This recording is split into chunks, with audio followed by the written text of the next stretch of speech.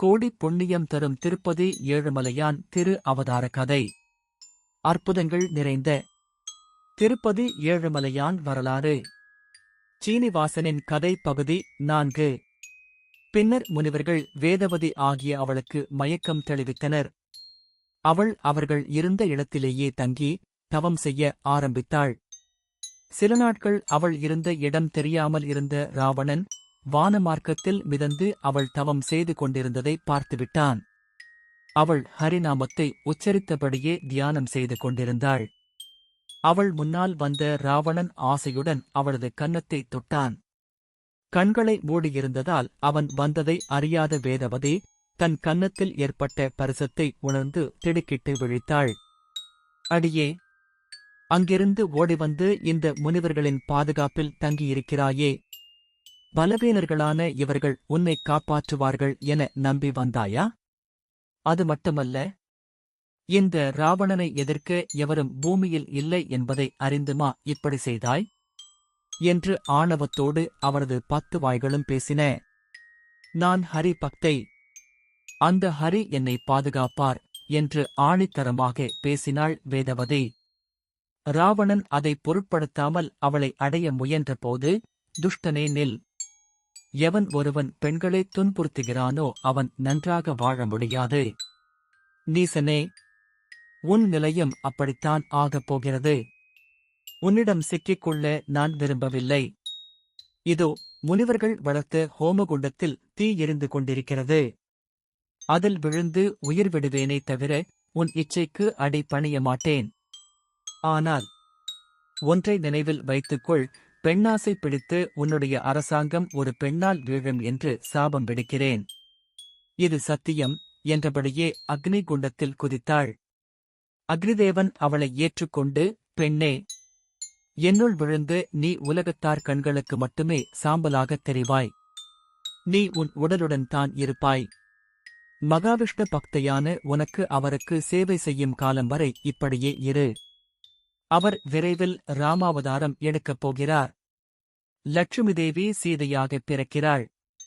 உன் சாபப்படி ராவணனின் அழிவு நிகழும் என்றார்.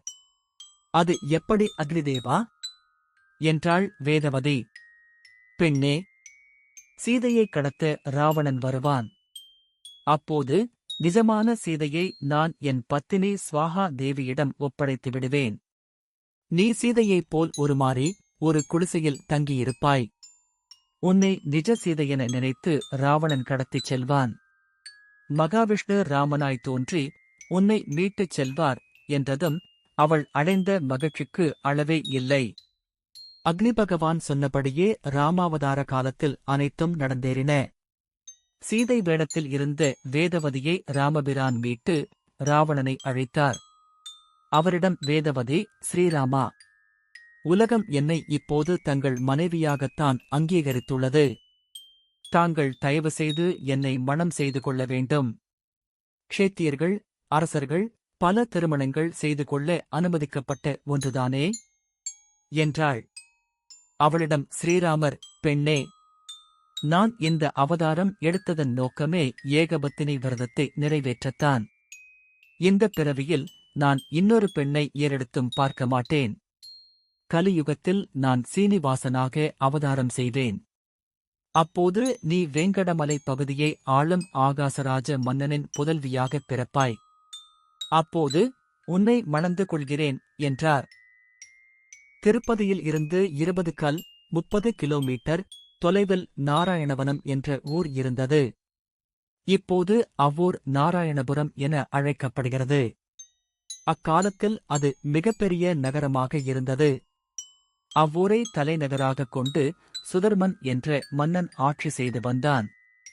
மகாவிஷ்ணு பூமிக்கு வந்து புளியமரப் புற்றில் இருந்தபோது பசு பால் கறந்ததன் காரணமாக சபிக்கப்பட்ட சோழராஜ மன்னன் விஷ்ணுவின் சாபத்தால் பேயாக அலைந்தான் அல்லவா? அவன் தனது சாபகாலம் நீங்கி சுதர்மனுக்கு குழந்தையாக பிறந்தான். அந்த குழந்தைக்கு ஆகாசராஜன் என்று பெயர் வைத்தனர். ஒருநாள் சுதர்மன் திருவேங்கடமலையில் உள்ள கபில தீர்த்தத்தில் நீராடிக் கொண்டிருந்தான். அப்போது நாகலோகத்தில் இருந்து ஒரு கன்னிகை அங்கு வந்தாள். பேரழகு பெட்டகமான அவளை பார்த்தவுடனேயே சுதர்மனுக்கு அவள் மீது காதல் ஏற்பட்டது. தீர்த்தக்கரையிலேயே தன் காதலை அவளிடம் வெளிப்படுத்திவிட்டான். சுதர்மனும் நல்ல அழகன் என்பதால் அந்த பெண்ணும் அவரது காதலை ஏற்றாள். அவர்கள் கந்தர்வ மணம் புரிந்து கொண்டனர். அவர்களுக்கு தொண்டைமான் என்ற மகன் பிறந்தான். ஒரு கட்டத்தில் நாககன்னிகை குழந்தையை சுதர்மனிடம் ஒப்படைத்துவிட்டு தனது லோகத்துக்கு போய்விட்டாள். குழந்தை தொண்டைமானை அழைத்துக் கொண்டு சுதர்மன் அரண்மனை வந்து சேர்ந்தான். சுதர்மனின் இறுதிக்காலம் வந்தது. தொண்டைமானை ஆகாசராஜனிடம் ஒப்படைத்து தன் உடன்பிறந்த தம்பியாக நடத்தும்படி கேட்டுக் கொண்டான். ஆகாசராஜனுக்கு முடி சூட்டப்பட்டது. பின்னர் ஆகாசராஜனுக்கு திருமணம் நடந்தது. தரணிதேவி என்ற மாதரசி அவரது இல்லத்தரசியானாள். நாட்டின் மகாராணியானாள். அவள் மிகுந்த அன்புடையவள். நாட்டு மக்களை அவர்கள் தங்கள் குழந்தைகள் போல நடத்தினர். செங்கோலாட்சி செய்தனர். மக்களை தங்கள் குழந்தைகள் போல பாவித்து அந்த நல்லவர்களது வீட்டில் மழலை குரல் ஒலிக்கவில்லை. ஆகாசராஜன் பெருமாளிடம் தனக்கு குழந்தை வரம் கேட்டு தினமும் பக்திபூர்வமாக வணங்கி வந்தான். ஆகாசராஜனின் குலகுருவே சுகப்பிரம்ம முனிவர். சுகம் என்றால் கிளி. அந்த முனிவர் கிளி முகம் கொண்டவர். வியாசரின் புத்திரர் அவர். அந்த மகாமுனிவர் ஒருநாள் அரண்மனைக்கு வந்தார். அவரை வரவேற்ற ஆகாசராஜன் தம்பதியர் தங்கள் மனக்குறையை அவரிடம் தெரிவித்தனர்.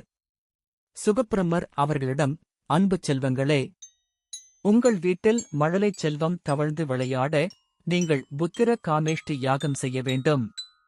முன்னொரு காலத்தில் ஜனக மகாராஜா குழந்தையில்லாமல் இருந்த வேளையில் இந்த யாகத்தைச் செய்து சீதாதேவியை மகளாக அடைந்தார். நீங்களும் அந்த யாகத்தை செய்தால் ஸ்ரீலட்சுமி நரசிம்மரின் அருளால் உங்களுக்கு புத்திர பாக்கியம் கிடைப்பது நிச்சயம் என்றார்.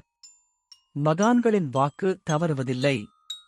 அதிலும் தெய்வ முனிவரான சுகப்பிரம்மர் ஒன்றைச் சொல்லி அது மாறுமா என்ன?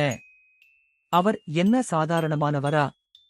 தவ வலிமை மிக்கவர் அல்லவா?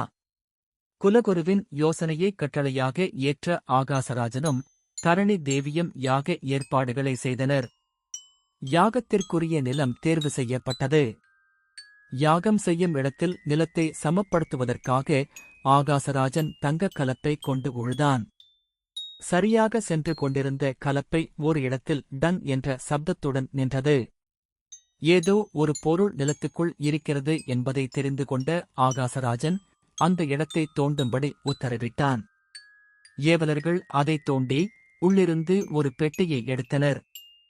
ஆகாசராஜன் அதை திறந்து பார்த்தான். அந்த பெட்டியில் இருந்து பிரகாசம் கிளம்பியது. பெட்டியில் இருந்து மட்டுமல்ல, ஆகாசராஜன் தம்பதியரின் முகத்திலும் ஒளிவெள்ளம். மகிழ்ச்சியில் அவர்கள் பூரித்துப் போனார்கள். அந்த பெட்டிக்குள் 1000 இதழ் கொண்ட தாமரை பூ இருந்தது. அதன் நடுவில் இருந்த ஒரு பெண் குழந்தை இவர்களை பார்த்து சிரித்தது. ஆஹா! பூமியில் இருந்து ஒரு பொக்கிஷத்தை யாகம் நடத்தும் முன்பே ஆண்டவன் தந்துவிட்டான் என்று அவர்கள் மனம் மகிழ்ந்து கூறினார்கள். சுகப்பிரம்மர் மற்ற முனிவர்கள் எல்லார் முகத்திலும் மகிழ்ச்சி தாண்டவமாடியது.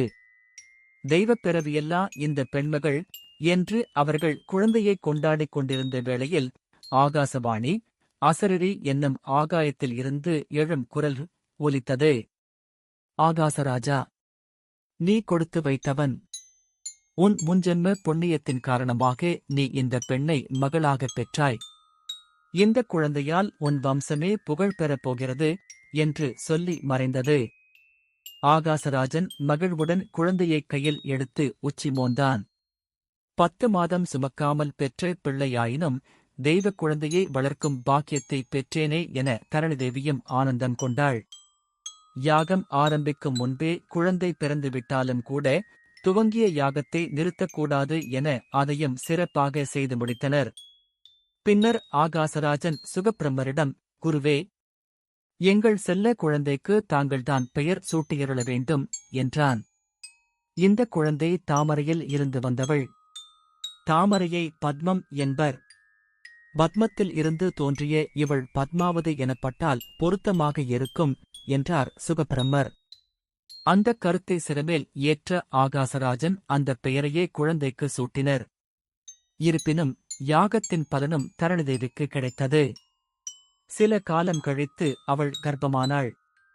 ஒரு ஆண் குழந்தை பிறந்தது. அவனுக்கு வசுதானன் என்று பெயரிட்டனர்.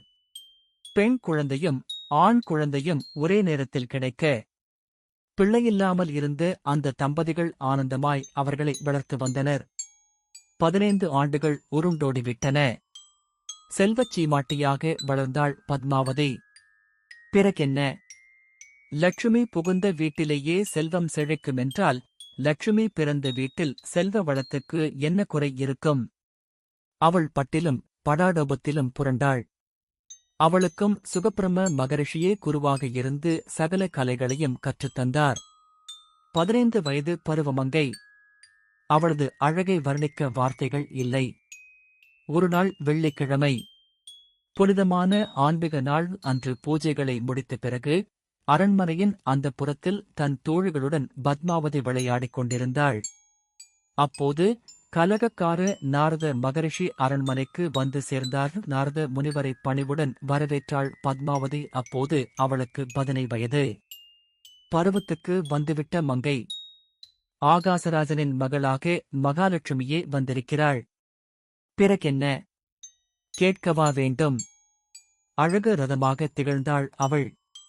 அவளைப் பார்ப்பவர்கள் அப்படியே மெய் மறந்து போவார்கள். அந்த பேரழகு பெட்டகத்துக்கு திருமணத்துக்குரிய நேரம் வந்துவிட்டது. அதைச் சொல்லத்தானே நாரதர் வந்திருக்கிறார். வழக்கமாக அவர் கலகம் செய்வார். தந்தையைக் கூட கலக்கிவிடுவார். ஆனால் தன் தாயான மகாலட்சுமிக்கு அவர் திருக்கல்யாணம் நடத்தி பார்க்க வந்திருக்கிறார். ஆனாலும் அதை வெளிக்காட்டாமல், குழந்தை பத்மாவதி, சீக்கிரமேவ கல்யாண பிராப்திரஸ்து என்றார். பத்மாவதியின் தாமரைக் கன்னங்களில் செம்பருத்தியை பிழிந்து விட்டது போல அப்படி ஒரு சிவப்பு. வெட்கத்தில் குனிந்து நின்றாள். கால்கள் கோலமிட்டன. அவளை அருகில் அமர்த்தி, பத்மா, உன் இடது கையைக் கொடு என்றார். பத்மாவதி பணிவுடன் கைகளை நீட்டினாள். ஆஹா! இவ்வுலகில் உன் ஒருத்திக்கு மட்டுமே இப்படி ஒரு ரேகை. உன் கையில் உள்ள துவஜ ரேகையும் மத்ஸ்ய ரேகையுமே சொல்லிவிட்டன நீ அரண்மனையில் வாழப் பிறந்தவள் என்று. பத்மரேகையோ நீ செல்வ வளமிக்கவள் என்பதையும் தனதானிய பிராப்தி மிக்கவள் என்பதையும் சொல்கின்றன. உன் ரேகைகளின் அடிப்படையை பார்த்தால் நீ எம்பெருமான் நாராயணனுக்கு மனைவியாகப் போகிறாய் என்பது தெளிவாகத் தெரிகிறது. சந்தோஷம்தானே என்றார் புன்னகைத்தபடியே. பத்மாவதிக்கு வெட்கம் பிடுங்கித் தின்றாலும் அந்த நாராயணன் எனக்கு மணாளனாகப் போகிறாரா? ஆஹா! நான் கொடுத்து வைத்தவள் என்ற எண்ண மேலேடு பரவசத்தையும் தந்தது. நாரதர் அவளை ஆசிர்வாதம் செய்து புறப்பட்டார். இதனிடையே வகுளாதேவியின் பொறுப்பில் இருந்த சீனிவாசன் சுட்டிப்பிள்ளையாக திகழ்ந்தார். ஒரு பொழுதும் சும்மா இருப்பதில்லை. சேஷ்டை என்றால் சாதாரண சேஷ்டை இல்லை. காட்டுக்குப் போக வேண்டும், வேட்டையாட வேண்டும், இன்னும் பல சாகசங்கள் செய்ய வேண்டும் என்ற விருப்பம் வேறு. 20 வயது மதிக்கத்தக்க கட்டிளங்காளை சீனிவாசன். கட்டு மஸ்தான உடம்பு. நீலவண்ண மேக நிறம். உதடுகளில் சாயம் பூசி சிவப்பாக்கிக் கொண்டார்.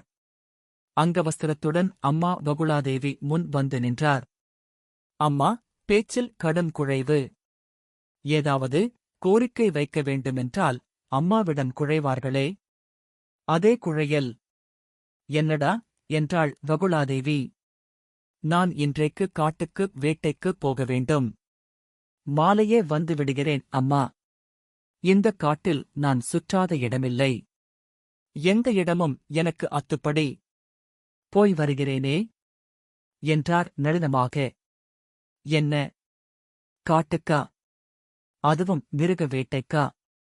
வேண்டாமடா மகனே. நீ சுகுமாரன் அல்லவா? உனக்கு அது சரிப்பட்டு வருமா என்றாள். சுகுமாரன் என்றால் சாந்த குணமுள்ளவன் என்று பொருள். காட்டுக்குப் போக வேண்டுமானால் பயப்படவே கூடாது, திடமனது வேண்டும். சாதுக்களுக்கு அங்கே வேலையில்லை. சீனிவாசன் இளைஞன். அவன் சேஷ்டைகள் செய்வான் என்றாலும் அதை ஊருக்குள் நிறுத்திக் கொள்வான். கிருஷ்ணாவதார காலத்தில் கோகுலத்திலுள்ள கோபியரை கொஞ்சமாகவா படுத்தினான்? இப்போது காட்டுக்குள் போக வேண்டும் என்கிறானே இந்த இளசு. இளங்கன்று பயமறியாது என்று சொன்னது சரியாகத்தான் போய்விட்டது போலும் என்று எண்ணினாள் வகுளாதேவி. அம்மாவிடம் மீண்டும் கெஞ்சினார் சீனிவாசன். மனிதனாக பிறந்துவிட்டால் பகவானுக்கே சோதனை வந்துவிடுகிறது. காட்டுக்கும் நாட்டுக்கும் வீட்டுக்கும் அனைத்துக்கும் அவனே அதிபதியானாலும் கூட ஒரு சின்ன விஷயத்துக்காக அம்மாவிடம் கெஞ்சுகிறான் அந்த பரந்தாமன். அதாவது தன்னைவிட தன் பக்தனே உயர்ந்தவன் என்பதை இப்படிப்பட்ட நிகழ்வுகள் மூலம் எடுத்துக் காட்டுகிறான். பிள்ளைகள் கெஞ்சினால் பெற்றவளுக்கு பொறுக்குமா? இவள் பெறாத தாய் என்றாலும் கூட அவளுக்குதான் அவன் மீது கொள்ளை பிரியமாயிற்றே. சரி சரி, போய் வா மகனே. காட்டுக்குள் விலங்குகளிடம் கவனமாக நடந்து கொள். பத்திரமாகப் போவா. மாலையே வந்துவிட வேண்டும். இல்லாவிட்டால் நான் அங்கே வந்து விடுவேன் என்று அன்பும் கண்டிப்பும் கலந்து சொன்னாள். சீனிவாசனுக்கு ஏக சந்தோஷம். அம்மாவிடம் ஆசி பெற்று புறப்பட்டார். சீனிவாசனும் வேட்டையில் வெற்றி பெற புறப்பட்டார். காட்டுக்குச் சென்ற அவருக்கு புள்ளிமான் மட்டுமல்ல, அவர் மனதைக் கொள்ளை கொண்டு இன்னொரு மானும் ஒன்று கிடைத்தது. சீனிவாசனின் கதை திருமலை திருப்பதி ஏழுமலையான் வரலாறு. பகுதி 5 தொடரும். கேட்டாலே ஆனந்தமயமான வாழ்வு அளிக்கும். அனைத்துவித 16 செல்வவளம் சித்திக்கும். சகல பாவங்களும் நீங்கிவிடும். வைகுண்டத்துக்கு செல்லும் பாக்கியம் கொடுக்கும். மறுபிறப்பற்ற முக்தி கிடைக்கும். திருப்பதி ஏழுமலையான் திருவடிகளே சரணம். ஓம் நமோ வெங்கடேசாய. ஓம் நமோ நாராயணாய.